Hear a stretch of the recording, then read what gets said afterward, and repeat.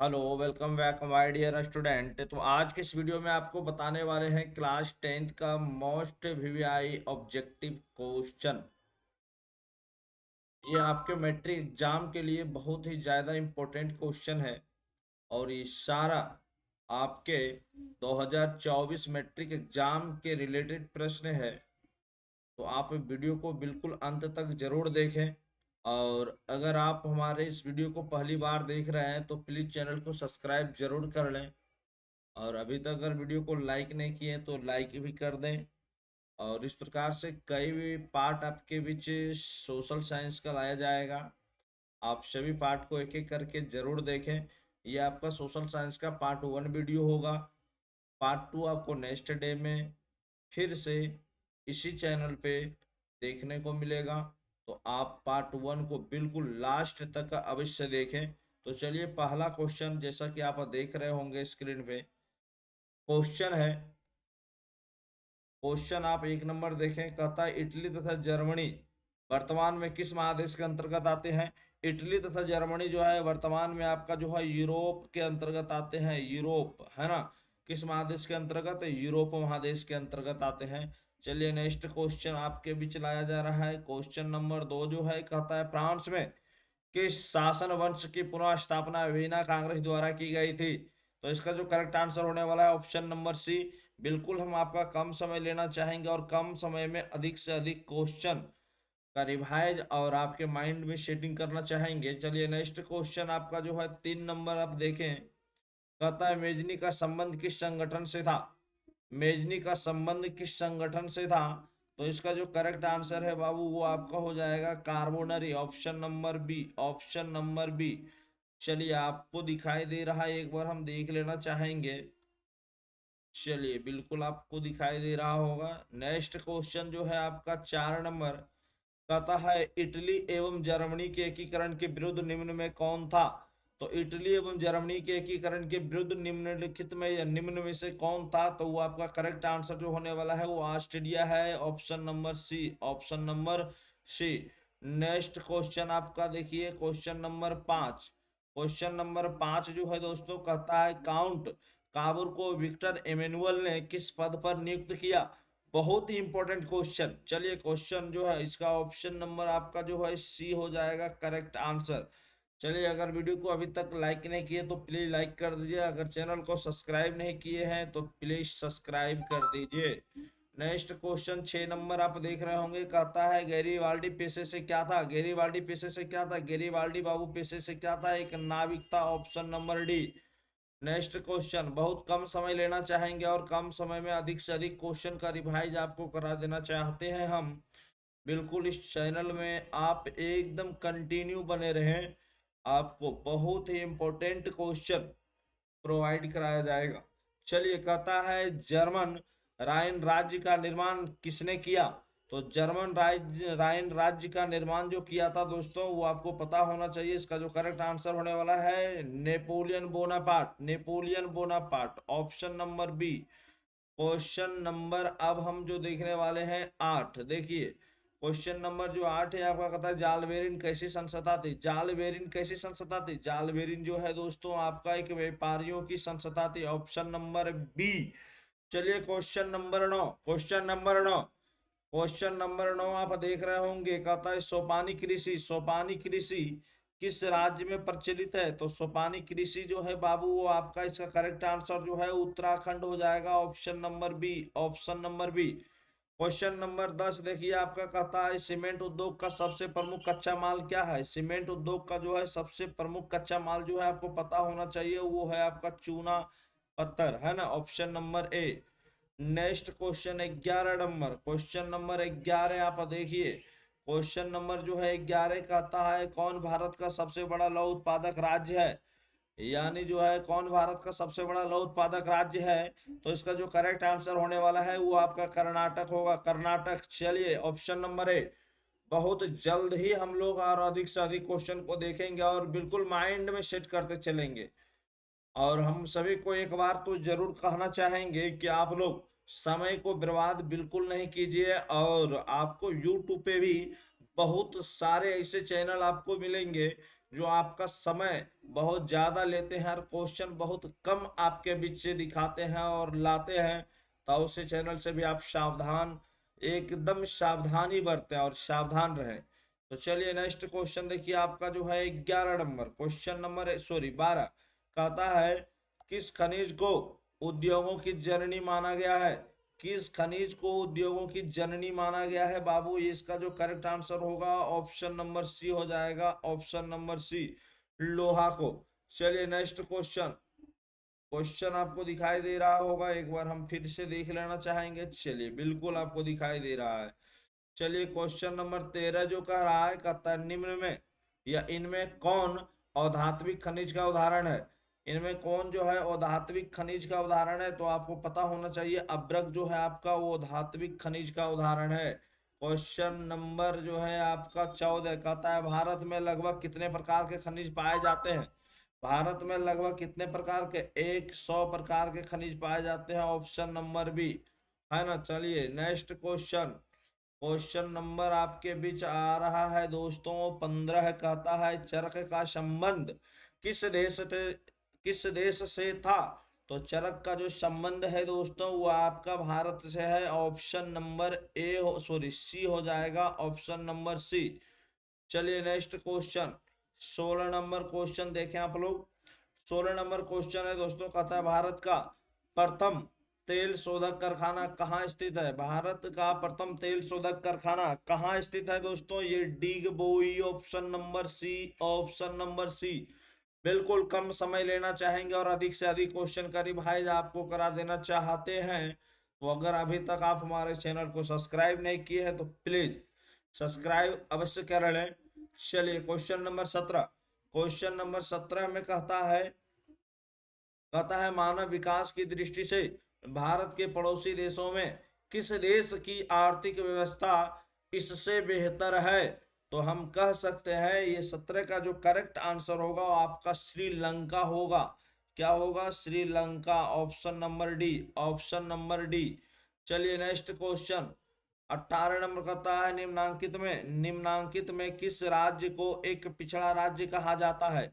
तो बाबू ये हम ही लोग का राज्य है जहां से हम लोग हैं। चलिए हम भी बिहार से हैं, नाम लेने में थोड़ा सा पिछड़ा के नाम पे थोड़ा दिक्कत होता है, चलिए कोई बात नहीं है, फिर भी बहुत ही तारीफ किया जाए। चलिए कहता है अर्थव्यवस्थाओं के मुख्य प्रकार है, तो अर्थव्यवस्थाओं के जो मुख्य प्रकार है दोस्तों वो आपका कितना है? आपका 3 है, यानी ऑप्शन नंबर हो जाएगा बी, ऑप्शन नंबर बी। चलिए नेक्स्ट क्वेश्चन आपके बीच लाया जा रहा है, क्वेश्चन नंबर 20 कहता है इनमें से कौन से देश में समाजवादी अर्थव्यवस्था है? तो समाजवादी अर्थव्यवस्था जो है दोस्तों वो रूस में है। कहाँ है? रूस में। चलिए नेक्स्ट क्वेश्चन, क्वेश्चन आगे हम लोग देख रहे हैं, दिखाई तो दे रहा होगा सभी को, एक बार हम फिर से देख लेना चाहेंगे। चलिए आपको दिखाई दे रहा है, किसी को दिक्कत तो नहीं है। चलिए नेक्स्ट 21 नंबर क्वेश्चन देखिए, समयक विकास की प्रक्रिया संबंधित है, तो इसका जो 21 का करेक्ट आंसर होगा आपका ऑप्शन नंबर सी हो जाएगा, सभी वर्ग से, यानी सभी वर्ग से। चलिए नेक्स्ट क्वेश्चन 22 नंबर क्वेश्चन कहता है भारत में नीति आयोग की स्थापना हुई। भारत में नीति आयोग की स्थापना जो हुई थी दोस्तों 2015 में, option number D, option number D. चलिए नेक्स्ट क्वेश्चन, नेक्स्ट क्वेश्चन चलिए आपके बीच आ गया है और कहता है क्वेश्चन दोस्तों इनमें से आर्थिक क्रिया नहीं है, तो इनमें से आर्थिक क्रिया नहीं है, इसका जो आपका आंसर होने वाला है वो करेक्ट आंसर आपका ऑप्शन नंबर सी हो जाएगा, ये आर्थिक क्रिया नहीं है। चलिए नेक्स्ट क्वेश्चन 24 नंबर, किस देश को तृतीय क्षेत्र कहा जाता, सॉरी किस क्षेत्र को तृतीय क्षेत्र कहा जाता है? तो इसका जो करेक्ट आंसर होने वाला है 24 का ऑप्शन नंबर ए हो जाएगा आपका, ऑप्शन नंबर ए, यानी सेवा क्षेत्र को। चलिए क्वेश्चन नंबर 25, क्वेश्चन नंबर 25 देखिए आप लोग, क्वेश्चन नंबर 25 में कहता है भूकंप का मापन किसके द्वारा होता है? तो भूकंप का मापन आपको पता होना चाहिए, रेक्टर स्केल, यानी option number C, option number C. Question number 26 आप देख रहे होंगे, नदियों में बाढ़ आने का प्रमुख कारण क्या है? नदियों में बाढ़ आने का जो प्रमुख कारण है दोस्तों ये आपका आपदा प्रबंधन का है। चलिए नदियों में बाढ़ आने का प्रमुख कारण जो है जल की अधिकता, ऑप्शन नंबर ए, है ना, ऑप्शन नंबर ए। चलिए नेक्स्ट क्वेश्चन हम लोग देख रहे हैं। नेक्स्ट क्वेश्चन आपके बीच आ गया है। क्वेश्चन है, कहा जाता है इनमें से कौन प्राकृतिक आपदा नहीं है। चलिए प्राकृतिक आपदा यानी एक मानव द्वारा होता है, एक प्रकृति द्वारा, तो कौन प्राकृतिक आपदा नहीं है। चलिए देखिए इसका करेक्ट आंसर आप लोग कमेंट भी कर सकते हैं। इसमें कौन प्राकृतिक आपदा नहीं है, तो आतंकवाद जो है दोस्तों ये प्राकृतिक आपदा नहीं है, ये तो हम लोग खुद से आतंकवादी करते हैं तभी होता है, ये प्राकृतिक का ये देन नहीं है। चलिए नेक्स्ट जो है हम कहते हैं आगे जो है 28 नंबर क्वेश्चन, इनमें से कौन मानव जनित आपदा है। कौन मानव जनित आपदा है, उपयुक्त सभी हो जाएगा आपका। इसमें करेक्ट आंसर है आपका डी, यानी सांप्रदायिक दंगे, आतंकवाद, महामारी, उपयुक्त सभी, ये सब कोई भी जो है हम कह सकते हैं इनमें से प्राकृतिक आपदा नहीं है, यानी सब मानव जनित आपदा है। नेक्स्ट क्वेश्चन, क्वेश्चन नंबर 29, एक बार फिर से हम देख लेना चाहे तो चलिए ठीक है, आपको दिखाई दे रहा होगा। क्वेश्चन नंबर 29, क्वेश्चन नंबर 29 कहता है दोस्तों, भोपाल गैस रसदी किस प्रकार की आपदा थी। तो इसका जो करेक्ट आंसर है मानव जनित, यानी ऑप्शन नंबर सी, आप पढ़े होंगे, है ना, भोपाल में गैस त्रसदी। चलिए नेक्स्ट 30 नंबर क्वेश्चन देखिए, कहता है आपदा प्रबंधन किसे कहते हैं। आपदा प्रबंधन किसे कहते हैं। आपदा प्रबंधन जो कहते हैं बाबू, प्राकृतिक आपदाओं के दुष्परिणामों को कम करने का उपाय किया जाना, वही जो कहलाता है आपदा प्रबंधन कहलाता है, ऑप्शन नंबर सी। चलिए नेक्स्ट क्वेश्चन आपके बीच आ चुका है 31 नंबर क्वेश्चन। आप 31 नंबर क्वेश्चन को देखें। क्वेश्चन 31 जो है बाबू कह रहा है, कहता है इनमें से कौन मानव जनित आपदा नहीं है। मानव जनित आपदा नहीं है, चलिए इसमें बताइए कौन मानव जनित आपदा नहीं है। तो इसमें आपको पता होना चाहिए, इसमें मानव जनित आपदा देखिए पहला जो ऑप्शन है सांप्रदायिक दंगे, ये तो मानव ही करते हैं। आतंकवाद ये भी मानव करते हैं। रेल दुर्घटना ये भी मानव द्वारा ही होता है, तब पता है होना चाहिए।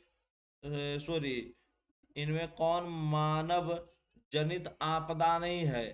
तो चलिए इनमें से जो होगा, यानी कहीं ना कहीं आपके पास ये आंसर होता है इसके लिए, ऑप्शन नंबर डी, ये इनमें से कोई नहीं है ना, कोई भी, ये सब मानव जनित आपदा नहीं है। चल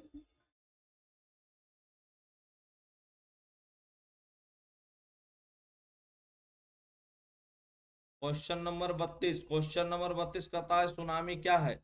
सुनामी क्या है। सुनामी एक क्या है, ज्वालामुखी पहाड़ है, या फिर वर्षा ऋतु में नदियों में बाढ़ आना है, सूर्य की भीषण गर्मी, या विनाशकारी समुद्र लहर। तो ये जो है सुनामी के बात कर रहा है दोस्तों, सुनामी, ऑप्शन नंबर डी हो जाएगा, विनाशकारी समुद्री लहर, है ना, ये आपका हो जाएगा ऑप्शन नंबर डी। सुनामी क्या है, इसी को कहा जाता है।